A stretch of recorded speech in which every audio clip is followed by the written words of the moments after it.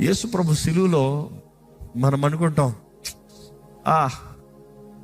He is God, but do you know Bible says Jesus become a curse on the cross.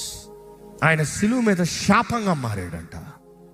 ఆయన శిక్షించబడ్డాడు, ఆయన కొట్టబడ్డాడు, ఆయన మొత్తబడ్డాడు. ఎందుకు ఆ రీతిగా ఆయన కొట్టబడ్డాడంట? ఎందుకు ఆ రీతిగా ఆయన మొత్తబడ్డాడంట? మన అతిక్రమముల నిమిత్తమై, మన దోషముల నిమిత్తమై ఆయన నలగొట్టబడ్డాడు, విర్రగొట్టబడ్డాడు. యేసు ప్రభు సిలువ మీద నీకు చేసిన కార్యము నువ్వు గ్రహిస్తలేదేమో. నా కొరకు దేవుడు ఏం చేశాడు? ఇక దీనిపైన ఏం చేయాలయ్యా?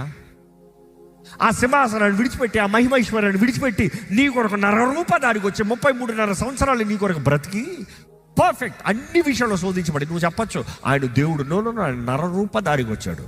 మనలారే శరీరం, మాంసం. He was tempted in every way. నీకు వచ్చే ప్రతి శోధన ఆయనకు వచ్చింది, నీకన్నా ఎక్కువ వచ్చింది. But there is no fault.